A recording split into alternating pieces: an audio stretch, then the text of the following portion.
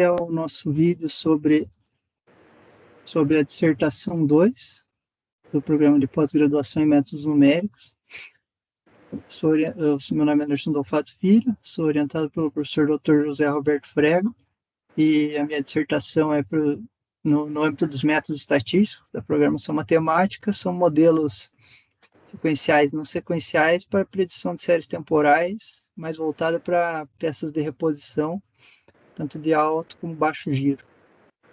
A motivação se dá basicamente para redução de resíduos, tanto no âmbito microeconômico quanto macroeconômico, e também que mais contexto de estatística, que as séries temporais são um âmbito da estatística extremamente pesquisado e de interesse para tantos métodos paramétricos, semiparamétricos e não paramétricos. No nosso trabalho, vamos avaliar aqui 4 tipos de séries temporais, classificados pela proposição de sintetos, em 2005, que se dá por suave, intermitente, errática e irregular. Elas têm essas aparências aqui, sendo o quadrante de baixo aqui mais inflacionado de zeros, e a expectativa é que os 2 quadrantes de cima não apresentem ausência de demanda na série temporal. Os modelos utilizados são esses aqui, os não sequenciais do lado esquerdo, os sequenciais do lado direito, e os modelos híbridos aqui, que foram propostos esse trabalho, são modelos ARIMA e suavização exponencial com métodos de aprendizagem de máquina aplicados aos seus resíduos. Esse trabalho utiliza-se de engenharia de variáveis, variáveis dummy, aumentadas de Fourier, como está exemplificado aqui, as aumentadas de Fourier aplicadas na data da série temporal, para tentar captar alguma sazonalidade. Outras engenharias de variáveis, os lags da própria variável, aplica-se médias móveis, padrões e danos mensais. O horizonte de predição é de 6 meses. As séries temporais, em sua maioria, tem 72 observações, que vão de 2017 até primeiro mês de 2017 até dezembro de 2022. E para a validação cruzada, separa-se entre 90% treino e 10% teste. Utiliza-se para fazer a amostragem dos hiperparâmetros Grid-Latin Hypercube, que é uma técnica que tenta permear todos os possíveis valores do grid. Esse aqui é um exemplo de como se utilizar essa técnica dentro da linguagem RStudio. No caso aqui, para o parâmetro do Jeremy-Net-Poisson, só para ilustrar como que faz esse grid de procura. As reamostragens utilizadas nesse trabalho foram o CAFOLD para modelos não sequenciais do pacote Resample com V igual a 10, e para modelos sequenciais o Time Series Cross Validation, que é do pacote TimeTK, que utiliza-se também do ambiente, dos Tide Models, que também vem do CAFOLD, utilizado na Resample. Aqui, mais ou menos como funciona um CAFOLD utilizado nos modelos não sequenciais, mais utilizado nas séries com inflação de zeros,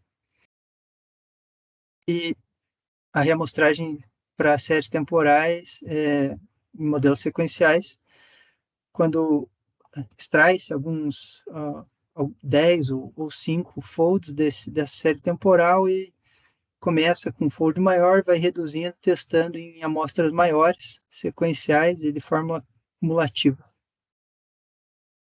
Os métodos de predição utilizados é o MMO, o Multi-Input, Multi-Output, e a técnica iterativa, que é uma técnica já mais consolidada. O MMO tem seu início em 2009, com a proposta do Jean-Luc Bontemps. Em 2008, aliás, desculpe, correção. Ele não produz iterativamente os valores, ele produz um vetor de saídas. Se, por exemplo, nesse trabalho, prediz 6 períodos à frente, é predito o vetor de 6 predições de uma única vez.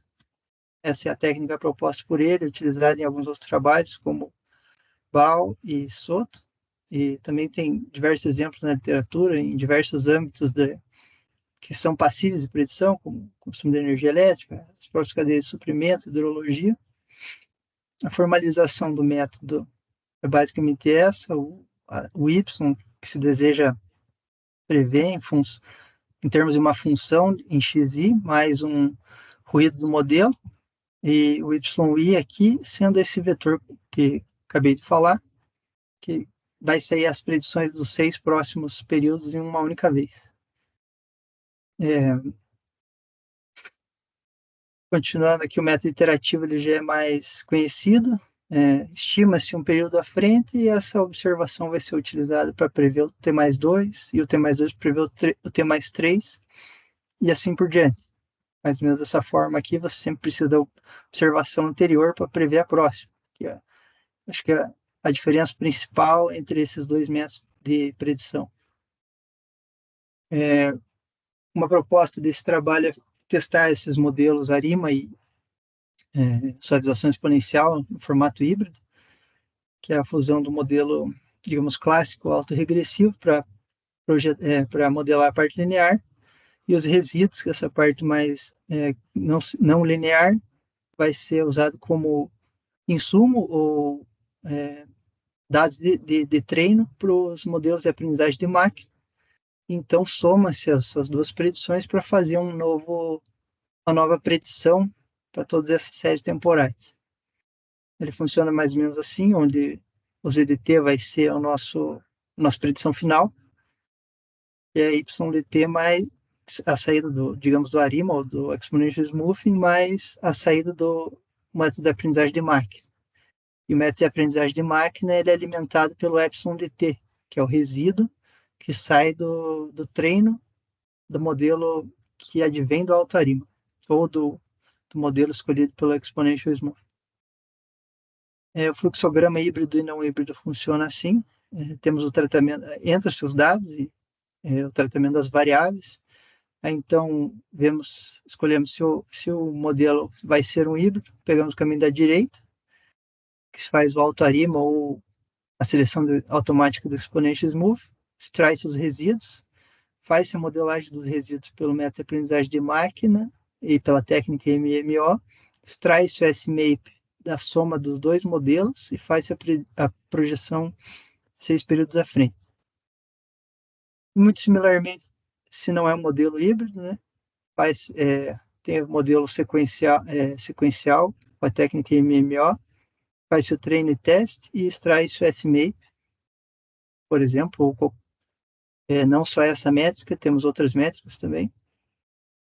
Aqui um exemplo de como é uma série temporal intermitente. Percebe-se algumas lacunas, que são a ausência da demanda, ou demanda zero. Aqui alguns testes já ocorridos, em que a linha azul é o forecast e a linha da cor tomate é o ocorrido, e as diferenças entre os modelos, que são modelos híbridos, utilizando ambas as técnicas de predição, e modelos não híbridos, utilizando a técnica de predição MMO. Aqui outro exemplo, e mais um teste, indicando basicamente o gráfico mais à direita, na parte inferior, indica o desvio. Percebe-se aqui que o desvio do ARIMA SVR é bem próximo de zero, bem como o do GLMNet-Poisson. E essa é a curva do ARIMA SVM e essa é a curva do GLMNet-Poisson. Apesar da diversidade de trabalhar com uma série temporal com inflação de zeros, eles preveem de forma até que interessante. Esses hiperparâmetros são salvos para avaliação posterior.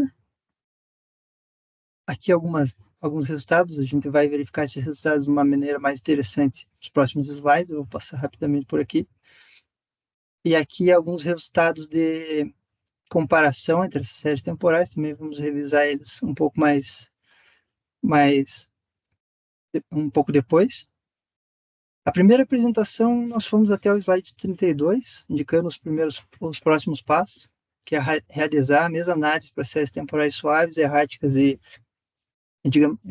diga-se LAMP, irregulares, com uma condição ainda maior de inflação de zeros e replicar o fluxo híbrido pela suavização exponencial e reportar os resultados.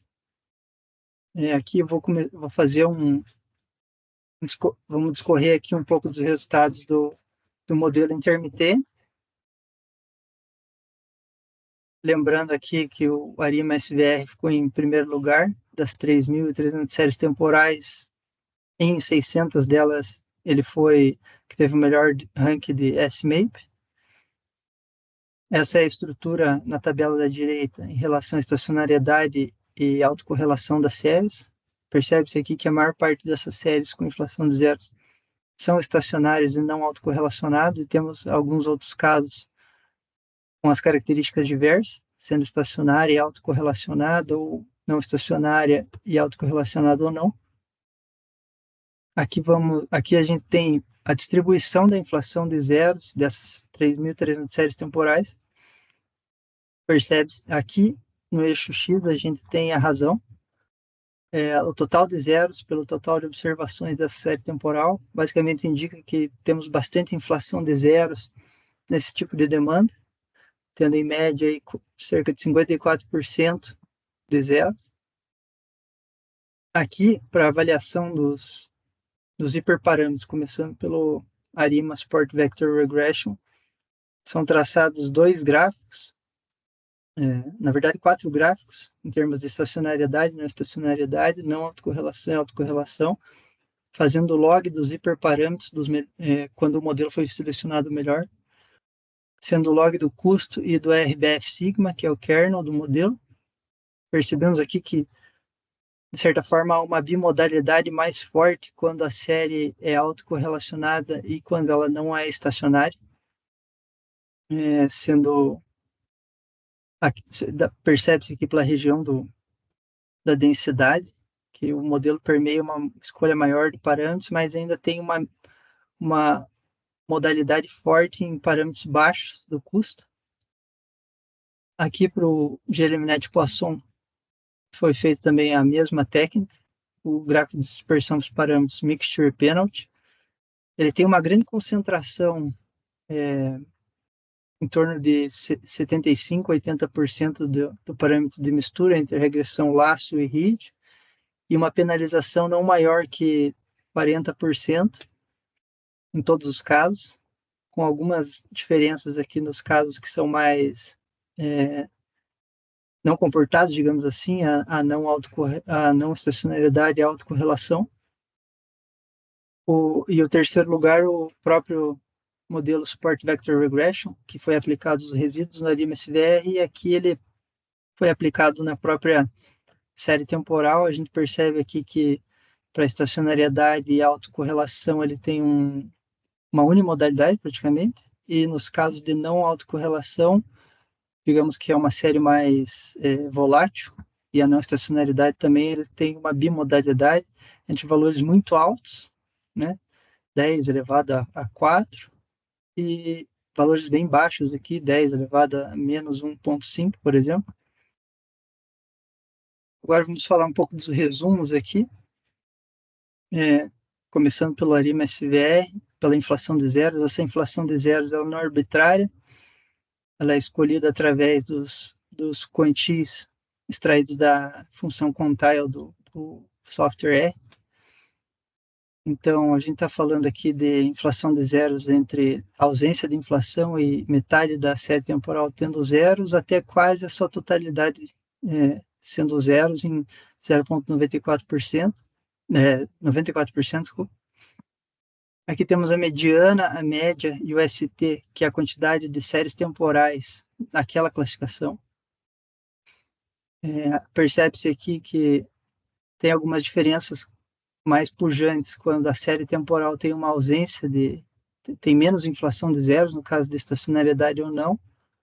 E para a autocorrelação, ele se dá mais nos níveis intermediários, nesse parâmetro custo. Vou falar um pouco mais dele no resumo aqui. Aqui é o RBF sigma, desculpe o erro aqui da legenda, mas esse é o parâmetro RBF sigma. Aqui a gente vê mais uma questão uniforme em termos de mediana, mas a diferença principal que se dá na média desses parâmetros em relação à inflação de zeros e a estacionariedade ou não, autocorrelação ou não. Para fazer um resumo aqui, O parâmetro custo, ele basicamente é um trade-off que ele trabalha no SVR para tentar minimizar a complexidade do modelo. Ele é como se fosse uma função de perda e também tentar evitar o overfit, né? Se ele for muito alto, ele não vai ter, o modelo não vai ter muita flexibilidade, ele pode dar algum overfit. Mas, em suma, né, altas inflações de zero fazem o parâmetro C tender para um mesmo valor, e essas séries estacionárias não autocorrelacionadas tendem a ter um valor menor para C, sendo modelos menos complexos. Ou seja, se o modelo for muito complexo, ele tende a chegar no overfit e sua predição vai ser apenas uma média. Muitas vezes a gente vê casos assim, em modelos ARIMA, ele também sofre desse mal se o parâmetro C, que é o custo, for muito alto. E aqui para o modelo, para o parâmetro RBF sigma, que é o kernel do modelo, no nosso caso, esse é o kernel escolhido, que é o exponencial do desvio da norma por 2 vezes sigma ao quadrado. Os nossos valores, eles atuam só em sigma ao quadrado, do RBF sigma, para fazer esse ajuste dos hiperplanos e dos hiperplanos de separação que atua o modelo SVR. A gente percebe que as séries estacionárias e autocorrelacionadas geralmente apresentam um comportamento mais previsível. É natural, né, pensar que uma série autocorrelacionada com uma tendência de alta ou de baixa, ela vai ser mais fácil de modelar, ou uma série que está variando entre uma média e uma série estacionária. Então, esse RBF sigma otimizado pode não ser tão amplo e favorece o ajuste mais específico aos padrões. Basicamente, ele não precisa ter valores mais altos desse RBF para poder comportar essa estrutura que pode ser mais difícil de prever do que uma estrutura estacionária autocorrelacionada. Já para séries que não são estacionárias ou não autocorrelacionadas, que tem um padrão mais difícil de previsão, a gente já percebe que às vezes a gente pode ter um RBF sigma maior do que no caso que é o espelho, né? No caso contrário. Se tratando aqui passando para o modelo Jeremiah-Poisson, nesse caso aqui as diferenças são extremamente marginais, tanto em termos do parâmetro mixture quanto em termos do parâmetro penalty. Como a gente viu, ele é praticamente unimodal pelos gráficos de dispersão e ele fica nessa mediana aqui em torno de 0,30, que é o que a gente viu no gráfico, e a mediana aqui em torno de muito próximo de 0,70 também, que vimos no gráfico. Aqui a diferença não é muito. Basicamente, o que está dizendo pelo parâmetro mixture é que ele tende a ficar entre um modelo lasso e um modelo reed. Basicamente isso. Ele não cai e fica muito próximo do reed ou do lasso. Ele sempre tende a escolha de parcimônia maior. E o parâmetro penalty, que é basicamente o parâmetro penalty, ele zera diferentes betas desse modelo de regressão. E aqui a penalização, a gente vê que ela não é baixa, como seria uma penalização de 0,10, mas também não é alta, como se fosse uma penalização de 0,5. Que basicamente o resumo para esse mapa das séries temporais, né? Que os valores de média e mediana estão bastante próximos. Ele tende a dar uma diminuída bem marginal com o aumento da inflação de zeros, que dificulta bastante a predição do modelo, né? As diferenças são marginais também em termos de last read, como foi comentado, e a métrica de penalização fica bastante próxima sempre, não tem bimodalidade. Passando para o terceiro caso, aqui é o Support Vector Regression mais aplicado na própria série temporal, né, em logaritmo. A gente vê aqui que tem uma variabilidade maior, mas aqui em termos de mediana, ou seja, temos valores extremos de escolha aqui, porque a média ela parece similar, mas a mediana é diferente. Então, nessa população tem bastante valores extremos. Né? Aqui também é a mesma coisa. Aqui para o RBF sigma, o cenário se inverte. A mediana parece igual, mas as médias são maiores e às vezes diferentes em alguns casos aqui. Esse aqui é um modelo aplicado com a técnica multi-input, multi-output, que basicamente a gente tem uma variabilidade maior do parâmetro custo, né, que comentei ali acima, só que ali, aquele caso foi aplicado nos resíduos. O parâmetro custo basicamente é para tentar fazer um modelo mais parcimonioso, digamos assim. A gente percebe aqui que a não estacionariedade e a falta de autocorrelação parece que exige um parâmetro custo mais alto, ou seja, ele precisa de uma flexibilidade maior, né, como se espera de um modelo não estacionário, que muitas vezes tem sua média, desvio padrão variando muito ao longo do tempo. Também essa falta de autocorrelação, ela muitas vezes pede uma complexidade maior, principalmente na hora de prever um valor, senão, só que tem essa fronteira, né, entre você, principalmente esse modelo de aprendizagem de máquina que operam com a teoria de aprendizagem de máquina. Se você tiver um modelo muito flexível, é muito passível de você cair um overfitting, né, um modelo que aprendeu muito bem nos dados e não conseguiu generalizar depois fora da amostra. Aqui para o RBF Sigma, ele tende a diminuir à medida que a inflação de zeros aumenta, especialmente das séries não estacionárias.